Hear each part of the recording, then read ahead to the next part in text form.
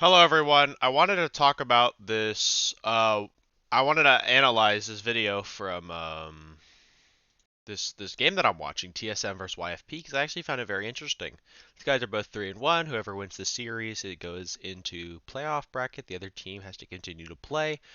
But what brought this to my attention was this Jakey tweet. I'm pretty sure I'm not really sure what he's talking about, but I just thought this initial tweet was kind of funny because clearly, so do you. Uh, need some little bit more of that meat on your bones. No, I'm just kidding. But let's do an actual analysis. I'm very happy to do this, not because I actually want to do the analysis, but because speaking of eating, I'm going to be eating some Lay's barbecue chips after this analysis. So let's get right into it. So I won't waste any of your time. You guys all know who these players are, I'm sure. I'm going to mute the announcers because they're kind of annoying when I'm trying to do analysis. We're going to end the replay phase here. Let's look at the setup. YFP are on the attack, TSM are on the defense. We're going to see a 2-1-2 setup from the defense. More so breach with focusing on B. Actually, you'll see as this round plays out. And then we're going to see a 2-2-1 from YFP. Viper setting up the default wall, denying information onto A. Very good. What's it called? We got some little bit of B main control from YFP, a little bit. We might see a little brawl here, and then we're going to see your Teo set up in mid. And I actually really like this play from YFP. This round is coming off of a eco. These guys have very low money, but we all know that they're on a buy round. So this TP, while being very risky, is actually a good risk because you're not actually expecting this guy to actually TP into mid.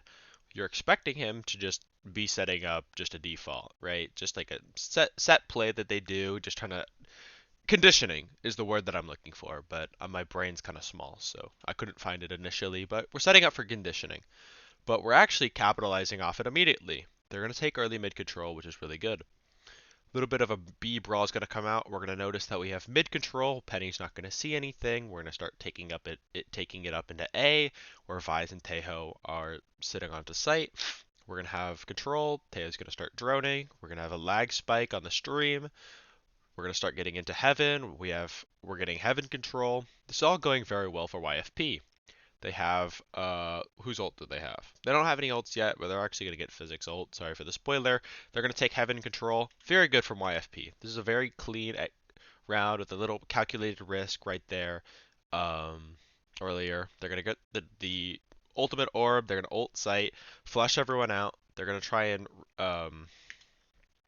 7, even knowing that they have heaven control, decides to go flower. Not judging, but what the fuck are we doing? I guess the idea is we're trying to reflood faster than the tail ult can come out, which is a good idea, but doesn't go in their favor because it's not a good idea. Guimod is on the other side of the map, and he pretty much has to save at this point onward. So we're actually going to move on because nothing of interest happens in this round. This is where it starts to fall apart. Is these preceding rounds. So we get into round, what is this? Round 7. We're going to see a 1-3-1, and this is where it starts to get a little confusing. It's like instead of putting all of our eggs in one basket with the Yor ult, we're putting all of our eggs in different baskets while there's a Hawk online. We have a 1-3-1 from the defense and a 1-3-1 from the attack. Instead of playing off of Penny's ult that he's using right now into B main, and following that onto site for a clean execute, and maybe a Viper flank around into A, because they have a Vise and not a Cypher, we are playing for mid control, which doesn't really go their way, because they get Tejo ulted, and they're kind of forced into this position. Vora is going to go down. Styler actually gets a pick, which is really nice, but now that they're in this very spread out, they have Penny over here into B, who has to TP out, but I'm not really sure why we're not following his drone or your drone into into B.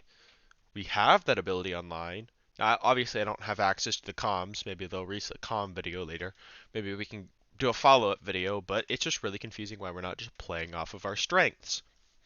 I think the main problem that I see with many teams, and this can be at the highest levels, we're trying to overcomplicate our strategies.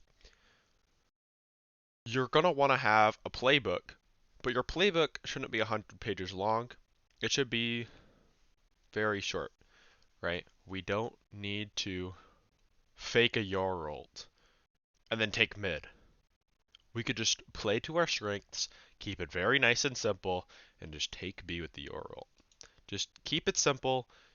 If you think you're better than these teams, then Occam's Razor says that you should just play it as simple as you can, eliminate all these random factors, and once you have this advantage with the Yor ult and taking full B site control, you'll have a utility advantage that you normally wouldn't have, which makes your post plant a lot easier.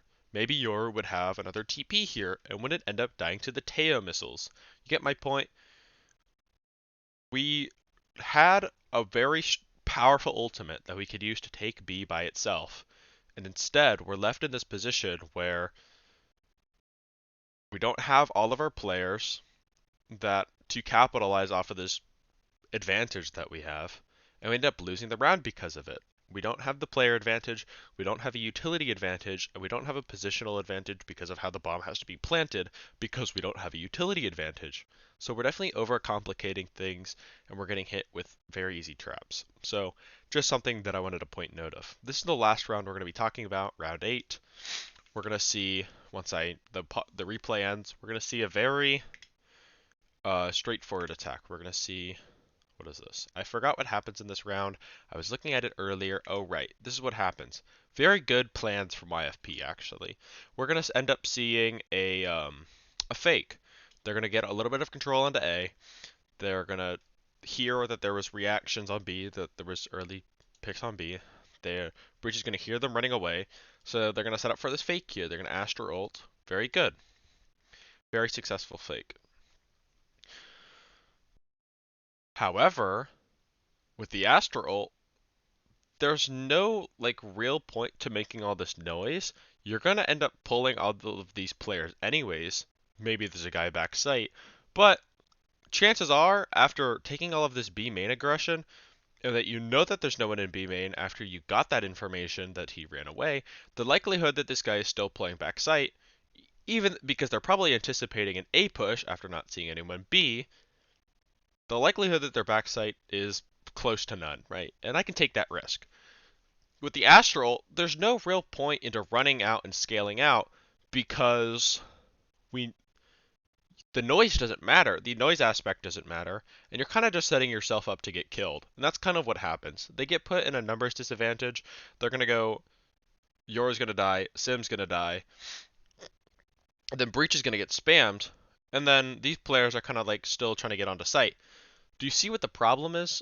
These guys kind of, in my opinion, died for nothing. They got the good fake off, but at most, this should have just been like very non-committal. They already put the Astral down, and they already sent out a little bit of utility. Why do we need to continue forward even though we know we're the sacrificial lambs? I don't think I think you sold the fake enough, and it ended up pulling all 5 players off of A, which is really good. Now, why did we continue going on to B? Again, I don't have access to the comms, so I don't really know. But from from my perspective, an outsider's perspective, it doesn't really make a sense why you would put all your eggs in this basket where you are trying to flood onto the site, even though there is no noise bait to be made because there is no Astra ult. If you just sent utility and left, you probably would have gotten a better result, and then this post plant position would have been a little bit better. Then you could all play on site because, well, why would we play off site? They have an Astra ult. We kind of see this problem because now they are stuck behind the Astra wall and they have to get back onto site because of where the bomb is planted.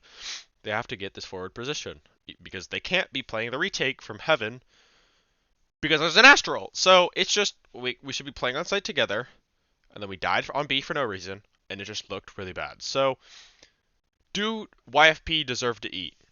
Let's see. How did this map go? It didn't go in their favor. So, do they deserve to eat? In my opinion, I don't know. They didn't really play that map very well. And if you look at the rounds that I didn't cover, because I was filming this video, I'm sure that it was a similar trend where we're overcomplicating our we have good mechanics, right?